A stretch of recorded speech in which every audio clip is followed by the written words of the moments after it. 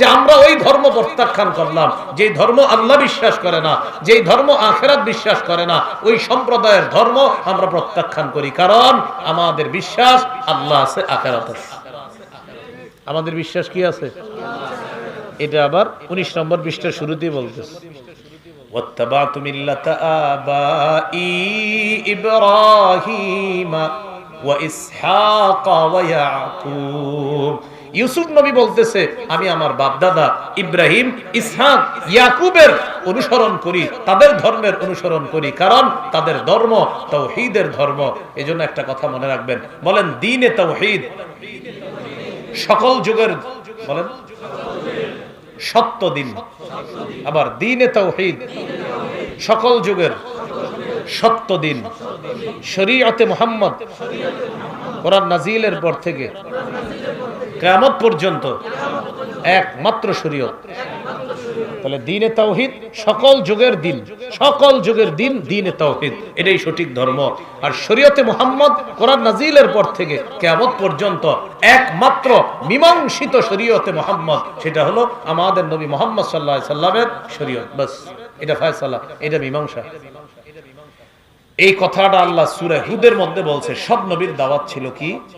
ক্বালা ইয়া কওমি ইবুদুল্লাহ মা লাকুম মিন ইলাহিন গায়রু, হে আমার সম্প্রদায় তোমরা আল্লাহর ইবাদত করো, তিনি ছাড়া তোমাদের কোনো ইলাহ নাই। সূরা হুদের 26 নম্বর আয়াতে আল্লাহ বলেন আল্লাহ তা'বুদু ইল্লাল্লাহ, তোমরা আল্লাহ ছাড়া আর কারো ইবাদত করো না। এটা সব নবীদের দাওয়াত ছিল। আল্লাহ আমাদেরকে তাওহীদের উপর প্রতিষ্ঠিত থেকে আমরা যেন মরতে পারি, আল্লাহ তৌফিক দান করেন। কথাগুলো কি মনে থাকবে ইনশাআল্লাহ?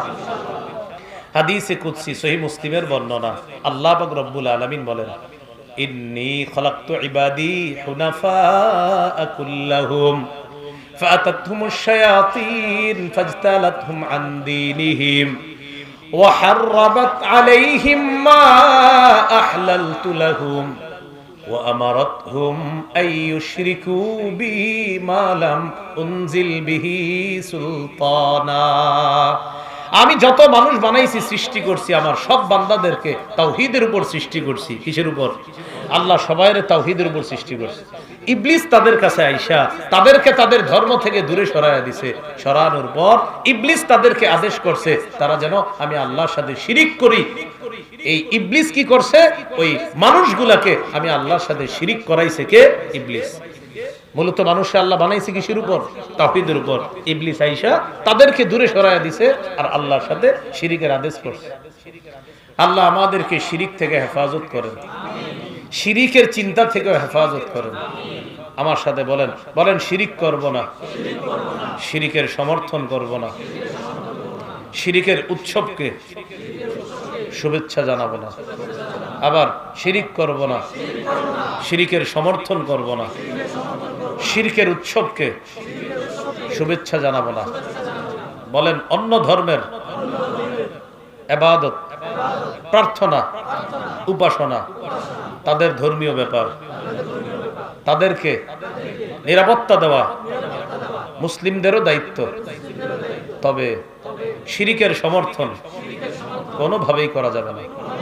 ব্যাস মনে রাখতে হবে। ইমান হেফাজতের জন্য দরজা বন্ধ করে যদি থাকতে বসে থাকেন, ঘরে বসে থাকেন, যে হুজুর বাহিরে গেলে একটু ঝামেলা হয়, অমুকে অমুকে এটা এটা বলে, আপনি ঘরে বসে থাকেন। যেহেতু বাহিরে গেলে আপনার ইমান নিয়ে ঝামেলা, ঘরে বসে থাকেন। হুজুর ঘরেও আমি টিকতে পারতেছি না, ঘরের ভিতরে আন্ডারগ্রাউন্ড বানান, উনি গিয়ে বসে থাকেন ইমান নিয়ে। কেন? আমার সাথে বলেন, বলেন উদারতা ভালো, বলেন সবাই বলেন উদারতা ভালো। তবে উদারতার নামে আদর্শ বিসর্জন দেওয়া যাবে না। আবার উদারতা ভালো, উদারতার নামে আদর্শ বিসর্জন দেওয়া যাবে না। আমরা আদর্শের উপর অটল থেকে এদেশে ইসলাম প্রতিষ্ঠার চেষ্টা করব।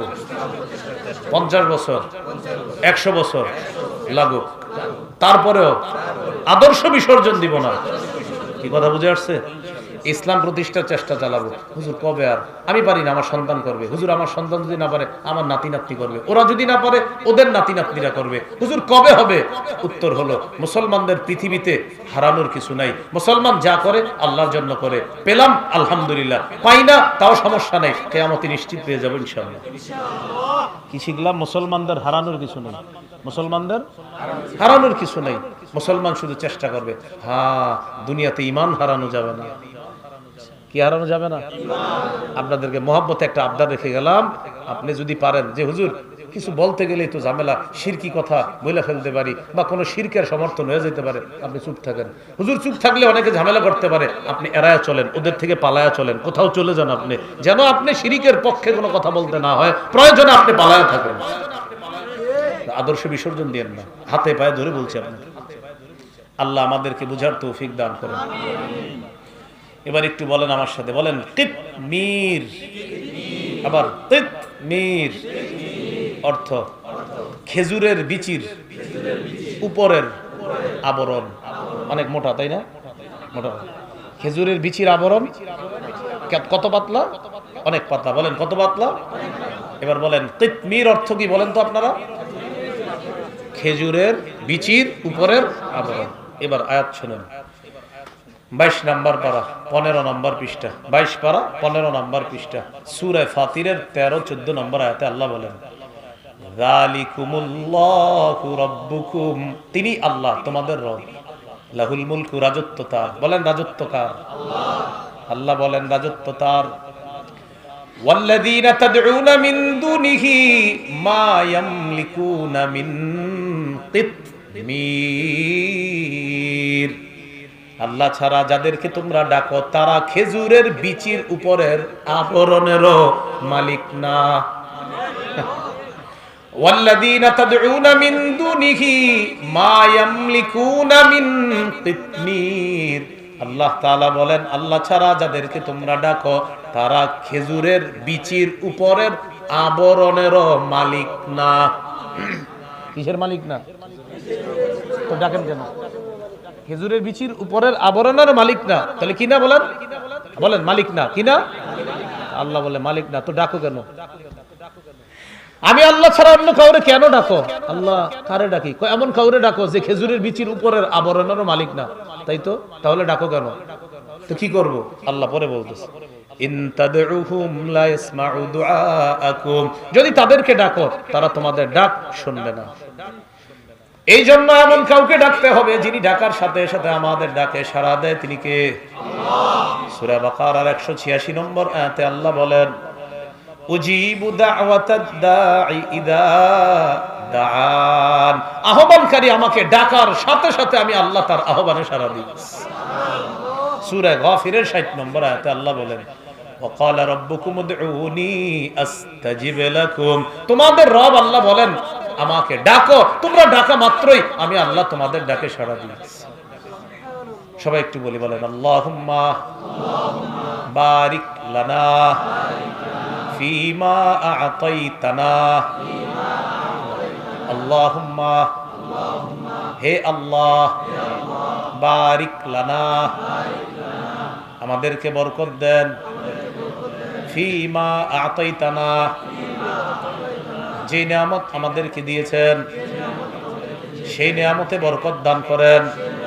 বলেন আল্লাহুম্মা, হে আল্লাহ। এবার বলেন এই যে আমরা, বলেন আল্লাহকে ডাকলাম, যতবার ডাকলাম ততবার আল্লাহ আমাদের ডাকে সাড়া দিছে। এই এতবার আমরা আল্লাহুম্মা আল্লাহুম্মা যতবার বলছি আল্লাহ প্রতিবার বলছে, বলো আল্লাহুম্মা, আল্লাহ বলো, আল্লাহ বলো, আল্লাহ। আরে বল, কি বলবি বল। সুবহানাল্লাহ। আল্লাহর ডাকার সাথে সাথে বলে বলো, কি বলবা বলো। আল্লাহ বরকত দেন, আল্লাহ বরকত দেন, আল্লাহ রহমত দেন, আল্লাহ আমার জুতার ফিতা লাগবে দেন, আল্লাহ আমি বাজারে যাইতেছি ভালো জিনিস যেন কিনতে পারি, আল্লাহ আপনি ব্যবস্থা করে দেন। আচ্ছা, এরকম সবকিছু আল্লাহরে বলা, কারণ আল্লাহ বলে তুই ডাকার সাথে সাথে আমি তোর ডাকে সাড়া দিই। তাহলে কি শিখলাম? এমন কাউকে ডাকা যাবে না যেই ব্যক্তি যেই কিছু খেজুরের বিচির উপরের আবরণের মালিক না, ডাকতে হবে এমন সত্তাকে যিনি আসমান জমিনের মালিক। তিনি কে? আল্লাহ আমাদেরকে কথাগুলো মনে রাখার তৌফিক দান করুন।